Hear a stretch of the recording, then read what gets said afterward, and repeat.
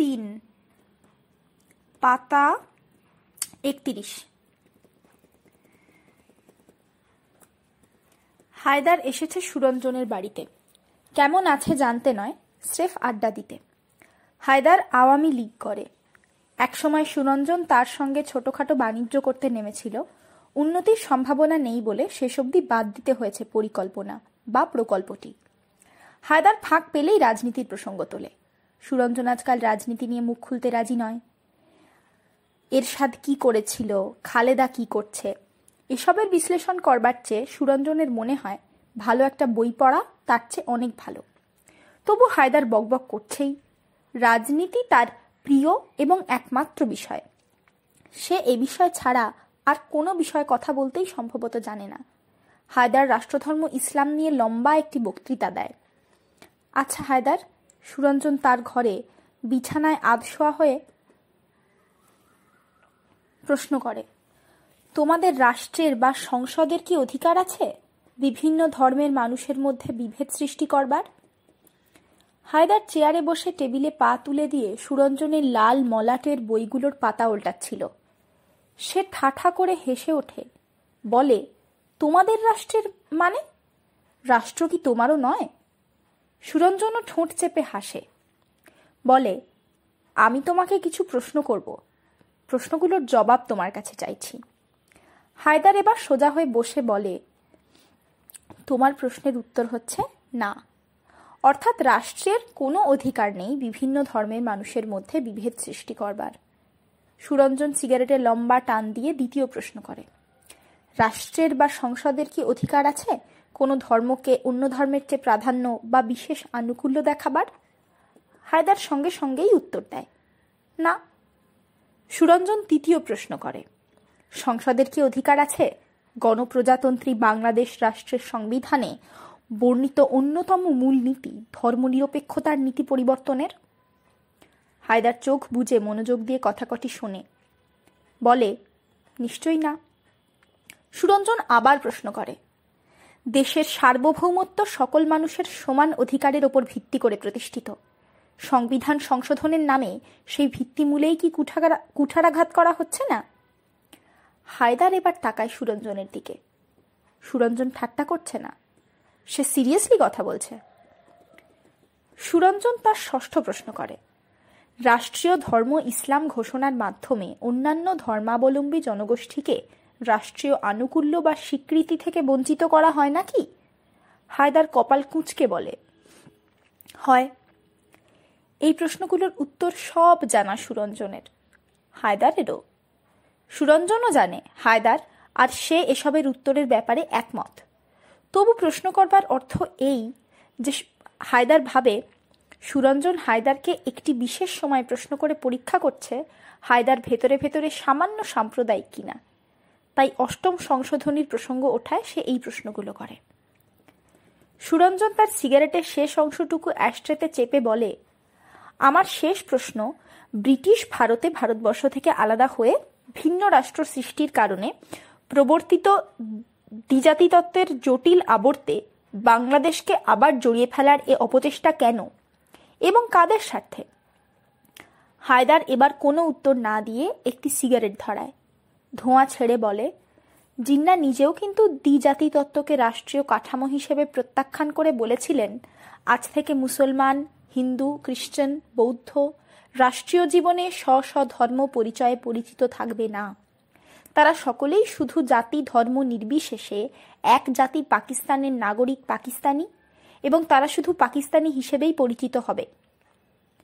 সুরঞ্জন আধশোয়া থেকে সোজা হয়ে বসে বলে, পাকিস্তানি বোধহয় ভালো ছিল, কি বল? হায়দার উত্তেজনায় দাঁড়িয়ে যায়, বলে, আসলে পাকিস্তান ভালো ছিল না মোটেও। পাকিস্তানে তোমাদের আশা করবার কিছু ছিল না।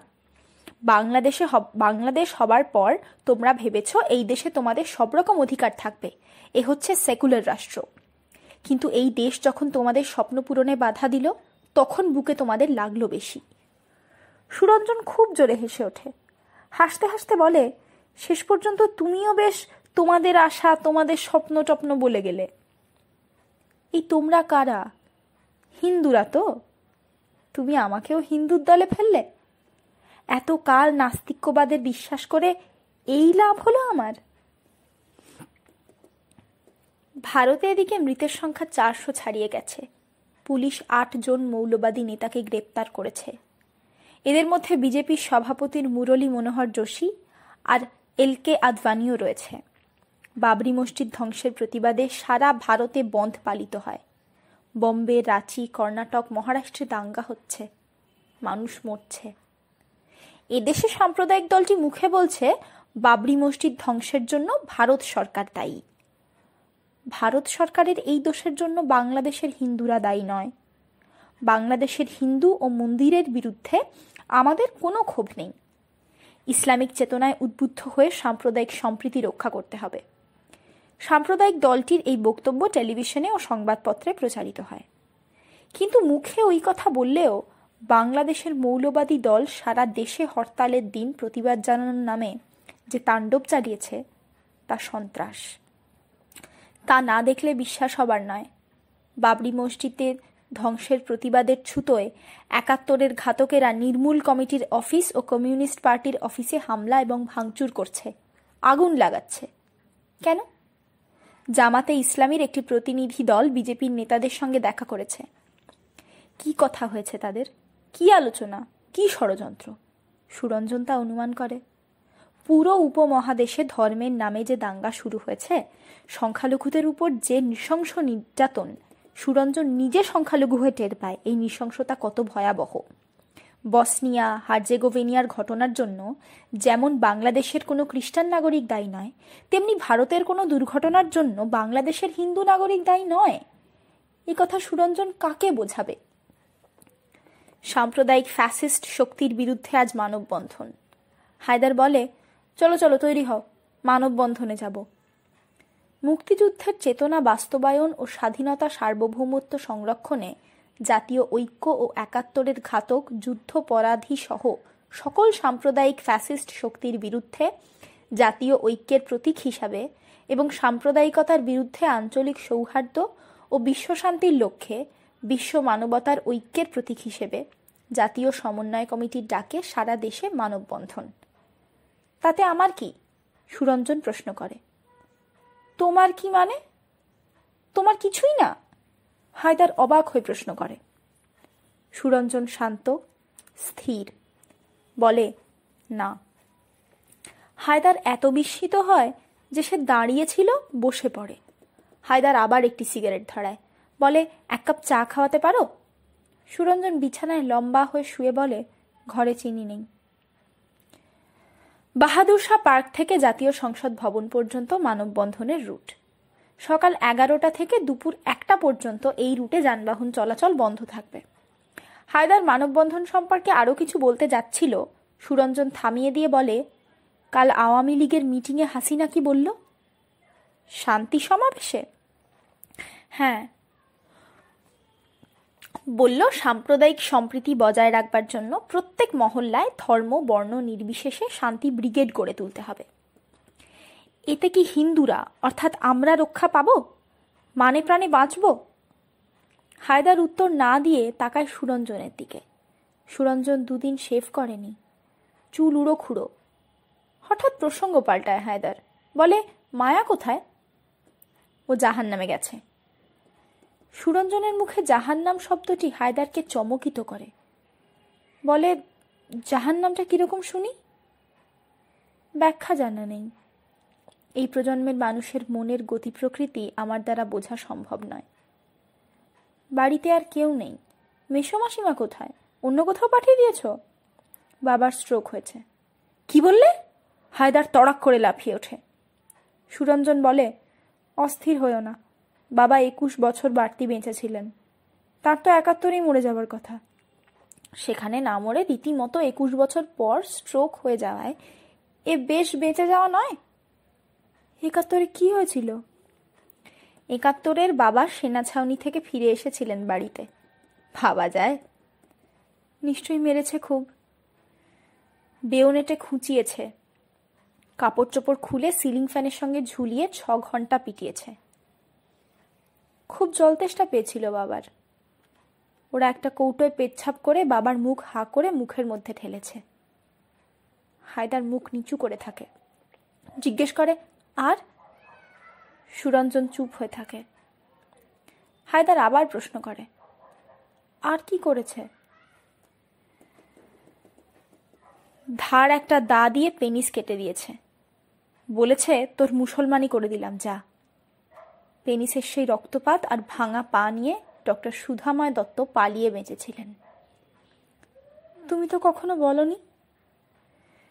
এসব আর বলবার কি? আর আমাকেই সেদিন মাত্র বললেন মা। হায়দার চুপ হয়ে যায় হঠাৎ। ঘরের মধ্যে নিস্তব্ধতার আর ধোঁয়া কুণ্ডলি পাকাতে থাকে। একসময় হায়দারই নীরবতা ভেঙে প্রশ্ন করে, ডাক্তার দেখিয়েছ? তা দেখিয়েছি। তুমি যেন কেমন অন্যরকম হয়ে যাচ্ছ সুরঞ্জন। হায়দার দীর্ঘশ্বাস ফেলে। আমি মানববন্ধনের জন্য লাফিয়ে উঠলে মিছিলের আগে স্লোগান দিয়ে গলা ভাঙলেই তো আমাকে মানায় বেশি, তাই না? বাবার স্ট্রোক হয়েছে এই নিয়েও আমি মাথা ঘামাচ্ছি না, এ নিশ্চয়ই তোমাকে অবাক করে। হায়দার সুরঞ্জনের অনেক দিনের বন্ধু। একই বোধ, একই বিশ্বাসের মানুষ তারা। হায়দারের বোনের নাম পারভিন। পারভিনের ওপর যখন পরিবারের বাধা এসেছিল সুরঞ্জনকে ত্যাগ করবার, হায়দার কোন পক্ষে ছিল তা সুরঞ্জনের এখনো জানাই নেই। সুরঞ্জন শুনেছে পারভিনের সঙ্গে তার সম্পর্কের ব্যাপারে হায়দার সব সময় নীরব থেকেছে। নীরব থাকাটা সুরঞ্জনের তখন একদম পছন্দ ছিল না। যে কোনো এক পক্ষ নেওয়া তো উচিত। হায়দারের সঙ্গে দীর্ঘ আড্ডাও হতো তখন। পারভিন প্রসঙ্গে কোনো কথা হতো না দুজনের মধ্যে। হায়দারই প্রসঙ্গ তুলত না, সুরঞ্জনও না। আজ অনেকক্ষণ নীরব থেকে হায়দার বলে, পারভিন বোধহয় ডিভোর্স দেবে তার হাজবেন্ডকে। সুরঞ্জন এই জগৎ থেকে বড় বিচ্ছিন্ন চায়, তবু তার বুকের ভিতর ধক করে কিছু নড়ে ওঠে। পারভিন নামটি কি খুব যত্ন করে বুকের সিন্দুকে রাখা, ন্যাপথলিন দিয়ে? বোধ হয়।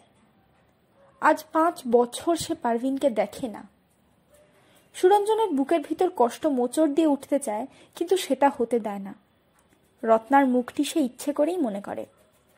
রত্না মিত্র, মেয়েটি চমৎকার, সুরঞ্জনের সঙ্গে মানাবেও ভালো। ফর্সা মুখ, কপালে সিঁদুরের টিপ, শাখা সিঁথিতে সিঁদুর, প্রতিমার মতো লাগবে নিশ্চয়ই। সুরঞ্জন ধর্ম মানে না তা ঠিক, কিন্তু এই আচার অনুষ্ঠানগুলো, এগুলো সে খুব পালন করতে চায়। উলুধ্বনি, শঙ্খধ্বনি, শাখা, সিঁদুর এসব কুসংস্কারের প্রতীক হয়তো, কিন্তু এসব পালনে যে বাঙালিত্ব, তা এতদিনে সব সংস্কার ছাপিয়ে উঠেছে।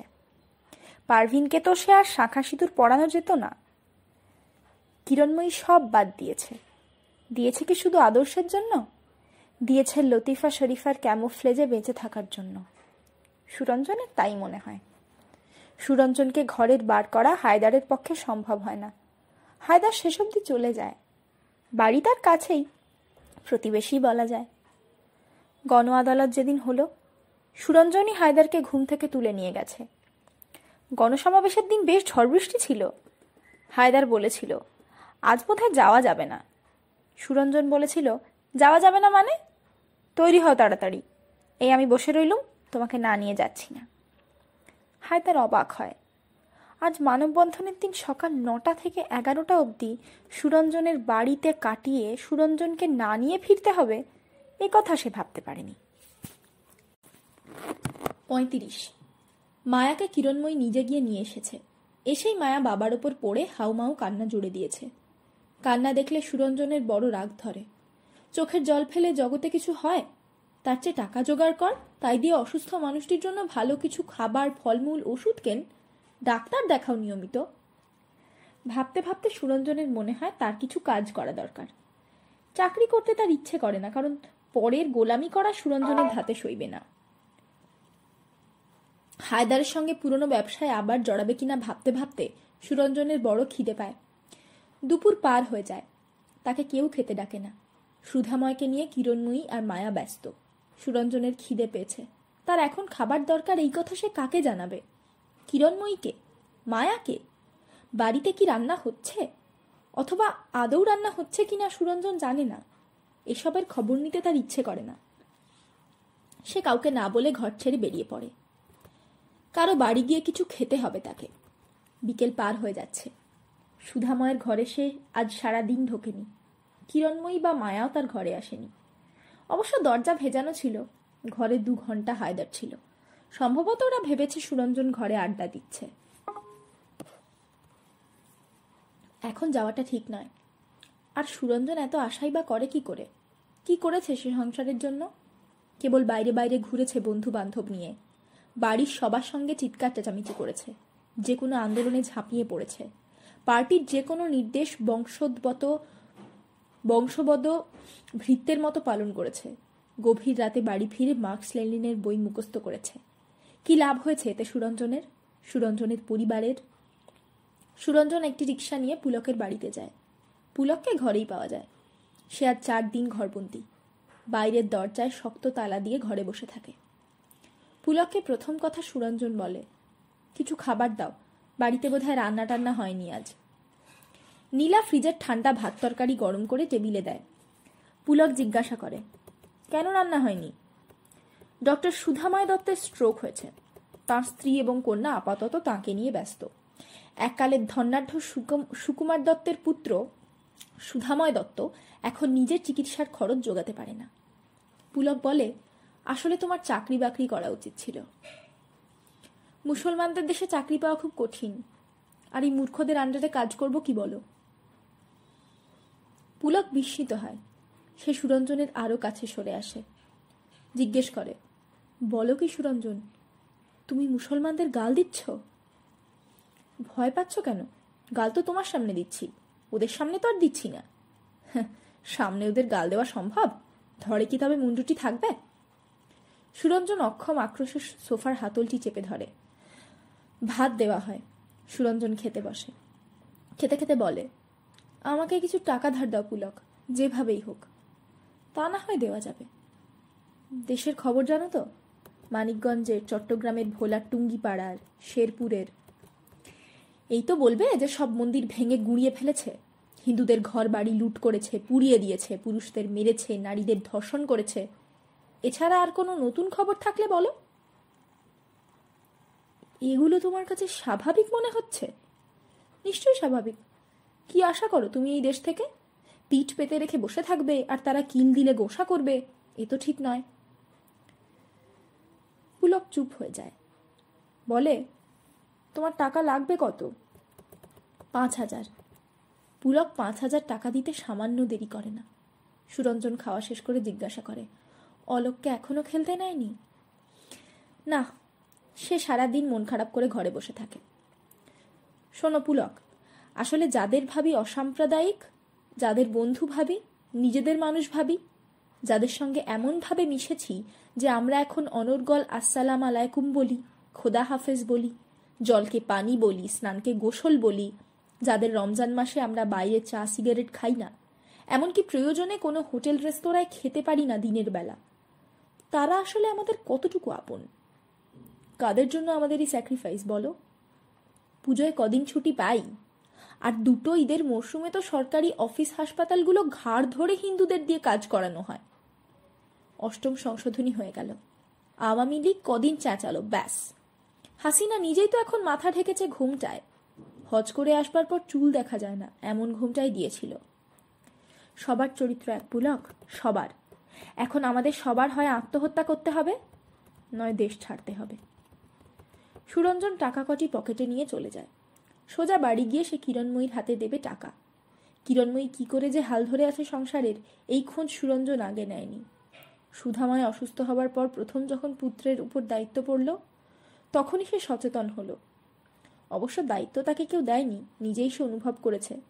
সকলে হয়তো ভেবেছে দেশপ্রেমিক ছেলে, দেশের মঙ্গল চিন্তায় সে সারা দিন না খেয়ে না ঘুমিয়ে পার করেছে। নিজের সুখ সুবিধের জন্য বিয়ে পর্যন্ত করেনি। বাবা মা বোনের দিকে নজর দেবার সময় হয় না তার, তাই তাকে আর দায়িত্ব দিয়ে বিরক্ত করবার প্রয়োজন কি? মায়াই বরং টিউশনি বাড়িয়ে দিক। কিরণময়ী নিজে সুধাময়ের বাকি যা টাকা পয়সা আছে, অথবা ধারকর্য করে হলেও কারো সঙ্গে সলা পরামর্শ করে ব্যবসায় খাটাবে, যা আসবে ও থেকে তাই দিয়ে চলবে। কিরণময়ী একবার বলেছিল, ময়মনসিংহের রইসুদ্দিন সাহেবের কাছে একবার যাওয়া যায় কিনা। এত অল্প টাকায় বাড়িটি কিনে নিয়েছেন, এই দুঃসময়ে তিনি যদি কিছু সাহায্য করেন। সুরঞ্জন কারো কাছে যাবে না।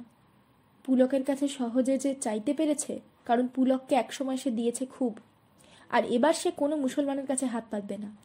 বাড়ি ফিরবার আগে সুরঞ্জন মনস্থির করে সে রত্নার বাড়ি একবার যাবে, আজিমপুরে। রত্না বাড়িতেই ছিল, অবশ্য বলল সে 3 দিন বাড়িতে ছিল না। পাশেই এক মুসলমানের বাড়িতে আশ্রয় নিয়েছিল। সুরঞ্জনকে সে সাদর অভ্যর্থনা জানায়।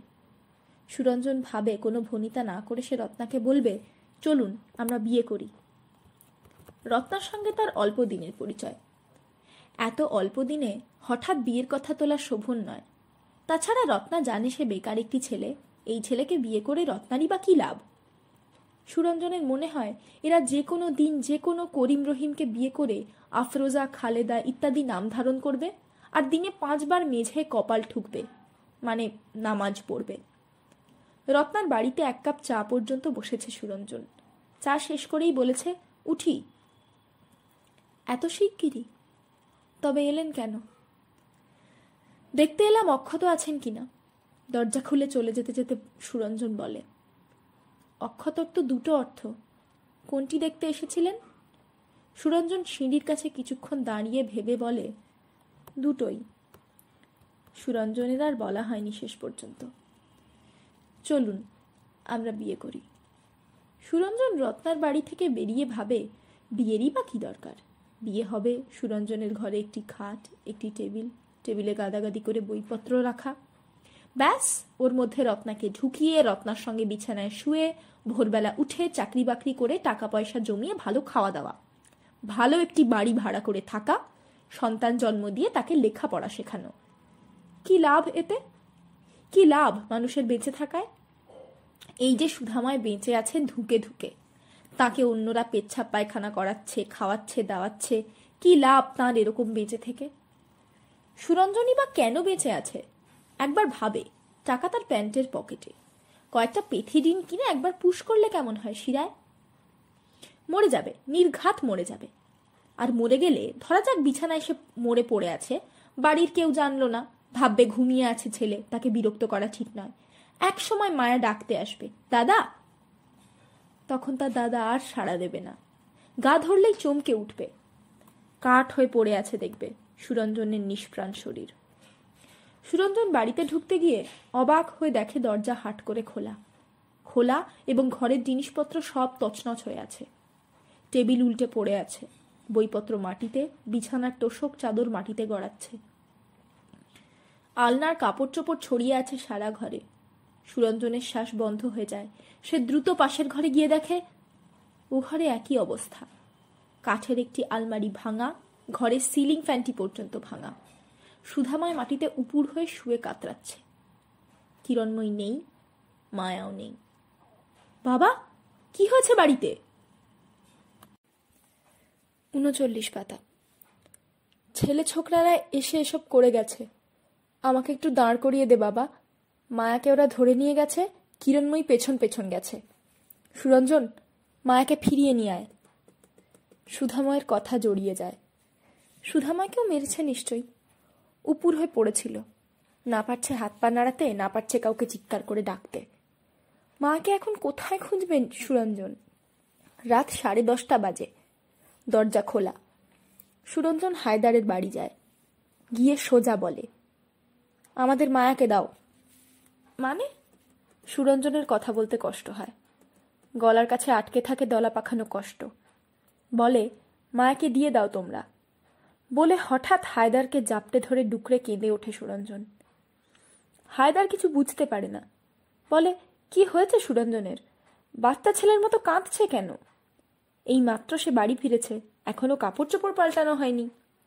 আজ দলের মিটিং ছিল, সাম্প্রদায়িক সম্প্রীতি রক্ষা করতে নেত্রী আহ্বান জানিয়েছেন সকল কর্মীকে। মায়াকে কারা নিয়ে গেছে সুরঞ্জন কিছুই জানে না। সুরঞ্জন কাঁদছে, এই দৃশ্য হায়দারের চোখে নতুন। হায়দার শুনে অবাক হয়। সুরঞ্জন বলছে, মায়াকে দিয়ে দাও তোমরা। এই তোমরাটা কারা? হায়দার আছে এই দলে। হায়দার বলে, তোমরা বলছো কাদের? আমি নিয়েছি মায়াকে, আমি নিয়েছি বলে হায়দার সুরঞ্জনের কাঁধ ছাকালো। সুরঞ্জন মুখ তুলতে পারে না। সে নত হয়। নত হতে হতে সে হায়দারের পায়ের কাছে লুটিয়ে পড়ে বলে, মায়াকে এনে দাও এক্ষুনি। হায়দার, তুমি পারবে, দয়া করো। চলো দেখি, বলে হায়দার বেরিয়ে যায়। পেছন পেছন সুরঞ্জনও দৌড়য়। টিকাটুলির যত মস্তান, পুরনো ঢাকার মস্তানদের বাড়িঘর, আড্ডাখানা তন্ন তন্ন করে খোঁজা হয়। মায়ার খোঁজ পাওয়া যায় না। থানার লোকও নির্বিকার ভাবলেশহীন মুখে ডায়েরি করবার খাতা টেনে নাম লেখে, ব্যাস। রাত 4টে পর্যন্ত খোঁজা হয়, নেই মায়া। রাত প্রায় শেষ হয় এমন সময় সুরঞ্জন ঘরে ফেরে। লণ্ডভণ্ড ঘরে বসে কিরণময়ী ব্যাকুল চোখে তাকিয়েছিল দরজার দিকে। সুরঞ্জন মায়াকে নিয়ে ফিরবে এই আশায় সুধাময়ও তার চেতনাহীন অঙ্গ নিয়ে নিদ্রাহীন উদ্বিগ্ন সময় পার করছিল। না, সুরঞ্জন একা ফেরে, খালি হাতে। মায়া নেই। সুরঞ্জন ক্লান্ত, ব্যর্থ, নত। মায়াকে ফিরিয়ে আনা তার পক্ষে সম্ভব হয় না। কিরণময়ী সিঁটিয়ে আছে। বাড়ির দরজা জানলা সব বন্ধ। বাড়িতে ভেন্টিলেটর নেই। চোরের মতো ঘুপচি ঘরে হাত পা মাথা গুটিয়ে বসে আছে ওরা। সুরঞ্জন কাছে এসে কিছু প্রশ্ন করবার আগে কিরণময়ী বলে, রফিক ছিল ওদের মধ্যে, এই পাড়ারই রফিক। মোড়ে দাঁড়িয়ে থাকে, প্রায় দেখি। ওরা 7 জন ছিল মোট। সুরঞ্জন জিজ্ঞাসা করে, কি করলো ওরা এসে? দরজায় খুব জোরে ধাক্কালো। বললাম, কে? ওরা বলল, মাসিমা খুলুন, কেমন আছেন দেখতে এসেছি। দরজা খুলে দেবার পরই দেখি ওরা হুড়মুড় করে আমার গায়ের ওপর এসে পড়ল। ওদের আর বয়স কত, 19-20, বড় জোর 21-22। ওদের 4 জনের হাতে মোটা মোটা লাঠি ছিল। লাঠি দিয়ে ঘরের যা জিনিসপত্র ছিল সব ভেঙে ফেলেছে। লাঠি মেরে মেরে ফেললো চেয়ার, টেবিল, টিভিটাও নিল। আর মায়া আর আমি কুঁকড়ে গেছি ভয়ে। ওরা বলল, গয়নাগাটি, টাকা পয়সা কি আছে বের করো। তারপর ঘরে অল্প স্বল্প যা সোনার গয়না ছিল, মায়ার বিয়ের জন্য যত্ন করে রেখে দিয়েছিলাম, সেই আমার বিয়ের গয়না সব নিয়েছে। নিয়ে চলে যাচ্ছে এমন সময় একজন ঘুরে এসে মায়ার হাত ধরে দিল টান। তোর বাবার বিছানা থেকে উঠতে গিয়ে পড়ে গেল মেঝে, গোঙাতে লাগলো। আমি মায়াকে টেনে রাখলাম সবটুকু শক্তি দিয়ে। আমি কি ওদের সঙ্গে পারি শক্তিতে? তারপর পেছন পেছন গেছি। নিচে 2টো স্কুটার দাঁড়ানো ছিল, মায়াকে টেনে ওরা স্কুটারে ওঠায়। স্কুটার 2টো সাঁ করে চলে যায় আমার চোখের সামনে। মায়ার কান্নার শব্দ আর শোনা যায় না। তারপর বাড়িওয়ালার বাড়িতে কেঁদে পড়লাম। লোকগুলো শুনল, শুধু চুপচুপ করে দুঃখ করল। পাশের ফ্ল্যাটে গেলাম, ওপরতলায়, সবার ওই একই কথা। আহা, সবাই দুঃখ করলো কিন্তু কোনো সাহায্য করলো না। তারপর আর কি বাবা? ফিরে এসে দেখি তোর বাবা বলছে, কিরণ, ভেবো না, সুরঞ্জন গেছে মায়াকে আনতে। দরজা জানলা বন্ধ করে শক্ত করে 3টে প্রাণী ঘরে বসে আছে। তাদের মেয়ে অপহৃত, সম্ভবত এতক্ষণে তার উপর গণধর্ষণও সারা। আচ্ছা, এরকমও কি হতে পারে? 6 বছরের মায়া যেমন 2 দিন পর বাড়ি ফিরে এসেছিল, সেরকম যদি এবারও ফিরে আসে? সুরঞ্জন প্রাণপণে চায় মায়া ফিরে আসুক। ছোটবেলার মতো উদাসীন পায়ে হেঁটে মায়া ফিরে আসুক। এই ছোট্ট বিধ্বস্ত সর্বশান্ত সংসারে ও ফিরে আসুক। হায়দার পৌঁছে দিয়ে গেছে সুরঞ্জনকে বাড়িতে। বলেছে, সুরঞ্জন, মন খারাপ করিস না, কাল দেখি কি করা যায়। হায়দার আশা দিয়েছে। আশা যখন দিয়েছে, সুরঞ্জন কি এই স্বপ্ন দেখতে পারে যে হ্যাঁ, মায়া ফিরবে? 21 বছর বয়স মায়ার, প্রাণবান এক তরুণী। ওকে কেন ধরে নিয়ে যাবে ওরা? হিন্দু বলে? আর কত ধর্ষণ, কত রক্ত, কত ধনসম্পদের বিনিময়ে হিন্দুদের বেঁচে থাকতে হবে এই দেশে? কচ্ছপের মতো মাথা গুটিয়ে রেখে কতদিন? সুরঞ্জন জানতে চায় তার নিজের কাছেই। উত্তর নেই। হঠাৎ সুরঞ্জনের বমি পায়, প্রচণ্ড ঘুরে ওঠে মাথা। সে গলগল করে বমি করে বাথরুম ভাসিয়ে ফেলে। কিরণময়ী ফিসফিস করে কথা বলে। জোরে কথা বলতেও তার ভয় হয়। বাড়ির বাইরের যে কোনো শব্দেই সে চমকে ওঠে। কিরণময়ী সুধাময়ের দিকে ফিরে তাকায় না, সুরঞ্জনের দিকেও না। সে মেঝেয় বসে থাকে, দেয়ালে পিঠ রেখে, ঘরের এক কোণে। মায়া বেঁচে থাকবার জন্য পারুলের বাড়িতে লুকিয়েছিল কদিন, অথচ শেষ রক্ষা হয়নি। মায়া কি এখন ফেরত আসতে পারবে? এ সমাজে ধর্ষণ আর মরণ প্রায় একই। ধর্ষিতা মেয়েদের সুস্থ ও জীবিত মানুষ বলে গণ্য করবার রীতি নেই এখানে। এ বাড়িটা ওরা পুড়িয়ে দিতে পারত, যেহেতু এই বাড়ির মালিক হচ্ছে মুসলমান তাই পোড়ায়নি। নির্বিঘ্নে সম্পদ লুটেছে। মেয়েরা তো অনেকটা সম্পদের মতো, তাই মায়াকেও লুট করেছে। 6 বছর আর 21 বছর এক নয়। 2 বয়সের মেয়েকে ধরে নেবার উদ্দেশ্যও এক নয়।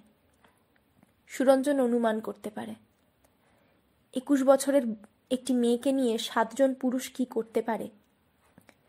মায়ার কি হাত পা বেঁধে নিয়েছে ওরা, মুখে কাপড় গুজে? সুরঞ্জনের সমস্ত শরীর শক্ত হয়ে ওঠে ক্ষোভে, যন্ত্রণায়। হায়দার খুঁজেছে ঠিকই, তবু সুরঞ্জনের মনে হয় হায়দার যেন ঠিক তেমন করে খোঁজেনি। মুসলমান দিয়েই মুসলমানদের খুঁজিয়েছে, কাঁটা দিয়ে যেমন কাঁটা তুলতে হয় তেমন। সুরঞ্জনের হঠাৎ মনে হয় হায়দার আসলে জানে মায়াকে কারা নিয়ে গেছে। 6 বছর বয়সে মায়াকে কেন নিয়েছিল ওরা? রেপ করতে? ব্ল্যাকমেলিং? কিছুই তো করেনি শেষ পর্যন্ত। সুধাময় খুঁটিয়ে খুঁটিয়ে দেখেছিলেন মায়াকে। মায়ার শরীরে কোনো আঘাতের চিহ্ন ছিল না। হিসেবের সংসারে তরতর করে বেড়ে ওঠা মায়ার জন্য সুরঞ্জন কিছুই করেনি সম্ভবত। থাকে না দাদার কাছে নানা রকম আবদার, বেড়াতে নাও, এটা খাবো, ওটা পরবো। সুরঞ্জন নিজেকে নিয়ে ব্যস্ত থেকেছে সবচেয়ে বেশি। বন্ধু বান্ধব, আড্ডা, পার্টি। কে মায়া, কে কিরণময়ী, কে সুধাময়, তাদের সুখ দুঃখের কথা শুনে তার দরকার কি?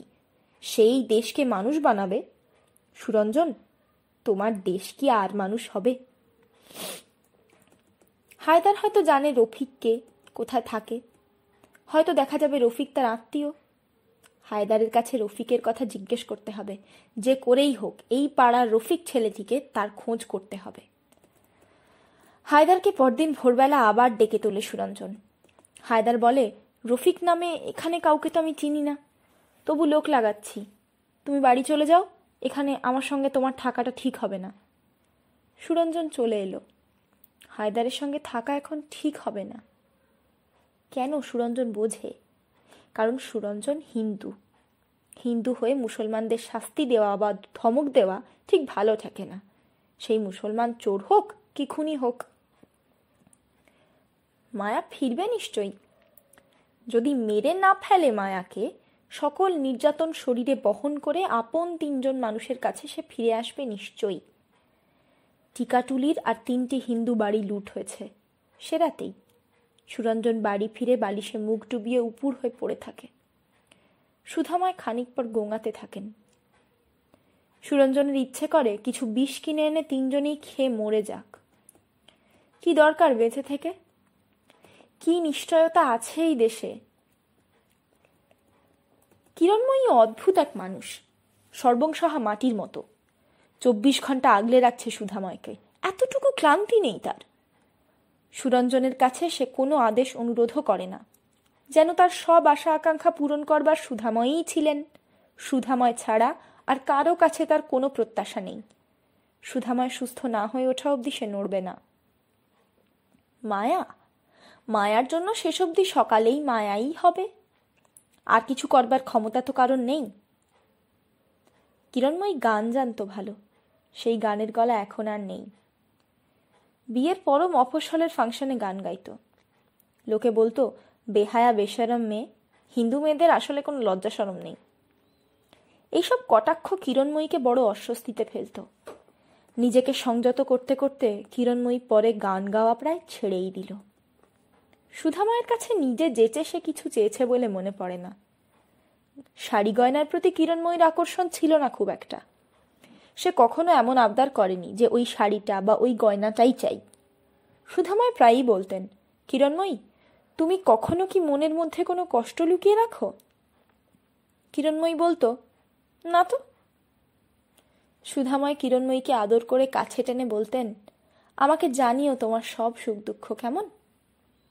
কিরণময়ী হেসে বলতো, আমার এই ছোট্ট সংসারেই আমার স্বপ্ন, সুখ, যা বলো, নিজের জন্য আমি আলাদা করে কোনো আনন্দ চাই না। সুধাময়ের বদলের চাকরি। আজ এ জেলায়, কাল ও জেলায়। কিরণময়ী 2 সন্তান সহ থেকেই গেল ব্রাহ্মণপল্লীর বাড়িতে। সন্তানদের দায়িত্ব তাকেই বেশি বহন করতে হয়েছে। 43 পাতা। স্বামীর সঙ্গে বিভিন্ন জায়গায় ঘুরে বেড়াবার ইচ্ছে থাকলেও সাধ্য ছিল না। আর বিয়ের পর 5-6 বছর শ্বশুর শাশুড়ি সেবা করতে হয়েছে। কিরণময়ীর বাবা ছিলেন ব্রাহ্মণবাড়িয়ার নামকরা লোক। মেয়ে মেট্রিক পাশ করবার পর সুধাময়ের সঙ্গে বিয়ে দিয়ে বাবা, মা, ভাইরা সব চলে গেলেন কলকাতায়। কিরণময়ী 2 জন মাস্তুতো বোন, 1 পিসি, পিসতুতো একটি ভাই কেবল দেশে রয়ে গেল। কিরণময়ী ঠাকুরমা, ঠাকুরদা, বাবা, মা, জ্যাঠা, কাকা, বড় পিসি, মাসি, মেশো, 2 মামা, মামি এক এক করে চলে গেছেন। কিরণময়ীর বুকের মধ্যে তীব্র এক হাহাকার ছিল। বড় একা লাগতো তার। অবশ্য সুধাময় তার সব একাকিত্ব দূর করে দিয়েছিলেন। সুধাময় বড় ভালোবাসতেন এই একা হয়ে যাওয়া কিরণময়ীকে। তিনি চেম্বারে রোগী দেখে রাতে ঘরে ফিরে কিরণময়ীকে গল্প শোনাতেন। জানো কিরণ, আজ অদ্ভুত এক রোগী এসেছিল, বাচ্চা পেটে। অ্যাডভান্স স্টেজেও স্বামী তার পেটে এত জোরে লাথি লাগিয়েছিল যে মেয়েটির জরায়ু ফেটে গিয়েছিল। এই মৃত্যু থেকে বেঁচে এসেছিল মেয়েটি। আর তারপর সুস্থ হবার পর সে তার স্বামীকে সবার আগে দেখতে চাইল, এমনকি উবু হয়ে স্বামীর পায়ের ধুলো পর্যন্ত নিল। কিরণময়ী খুব মন দিয়ে গল্প শুনত। সুস্থ থাকা তক মন ভালো থাকলে নিজের রোগীর চমকপ্রদ দুঃখ বা আনন্দের যে কোনো ঘটনা সুধাময় কিরণময়ীকে বলতেন। সুধাময় চিরকাল উপার্জনের টাকা কটি মাসের প্রথম সপ্তাহের কিরণময়ীর হাতে তুলে দিতেন। কিরণময়ীর উপর বড় একটা দায়িত্ব ছিল সংসার সুষ্ঠুভাবে চালিয়ে নেবার। ঢাকায় আসবার পর কিরণময়ী প্রায়ই বলতো, আমি তো লেখাপড়া করা মেয়ে, ইচ্ছে করলে কোথাও চাকরি বাকরি করতে, ধরো কোনো প্রাইভেট ফার্মে, আমি কি পারি না? সুধাময় এত নম্র শীতল স্বভাবের মানুষ ছিলেন। সুধাময় বলতেন, তুমি কাজ করবে কেন?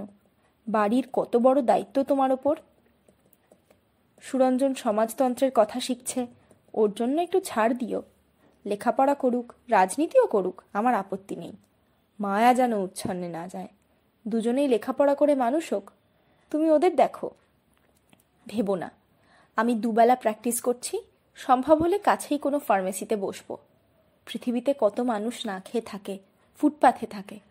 আমরা তো খেয়ে পড়ে বেঁচে আছি। ভেবো না। সুধাময়ের প্রতি কিরণময়ীর কোনো অভিযোগ নেই।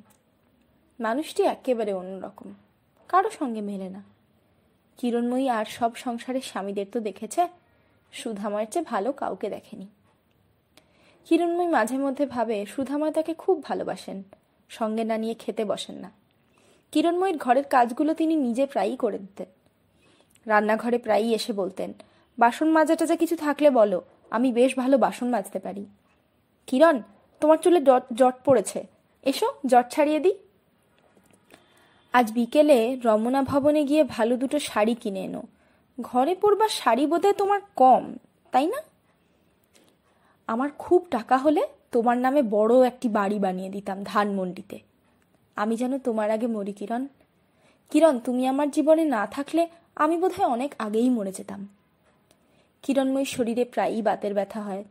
সুধাময় অনেক রাত জেগে কিরণময়ীর শরীর টিপে দেন। কিরণময়ী মাঝে মধ্যে ভাবে, সুধাময় তাকে এত আদর করেন, সে কি তার অক্ষমতার জন্য আসলে? 71-এ তার পেনিস কেটে নিয়েছিল মিলিটারিরা। সেই থেকে আজ প্রায় 21 বছর সুধাময় যৌন জীবন যাপনে সম্পূর্ণ অক্ষম এক মানুষ। এ নিয়ে কিরণময়ীর কাছে তার লজ্জার শেষ নেই। সুধাময় প্রায়ই বলতেন, তুমি কি আমাকে ছেড়ে চলে যাবে কিরণময়ী? চলে যাবার কথা কিরণময়ী কখনো ভাবেননি। 2টো সন্তান রেখে নিজের শরীরের সুখের জন্য অন্য স্বামীর ঘরে চলে যাবার কথা কিরণময়ী কল্পনাও করে না। 21 বছর নিজের কথা কিরণময়ী ভাবেনি। আজই বা ভাববে কেন? মেয়ে মানুষের জন্মই হয় স্বামী সংসারের সেবার জন্য, একথা কিরণময়ী মানে না। কিন্তু একথা তার বিশ্বাস হয়, কারো কারো জন্য জীবনের সর্বস্ব ত্যাগ করলে খুব একটা ব্যর্থ হয় না জীবন। যদি প্রেমে, শ্রদ্ধায়, ভালোবাসায় বড় কোনো স্বার্থত্যাগ সে করে, যদি এতে তার অন্যরকম এক তৃপ্তি হয়, তবে ক্ষতি কি?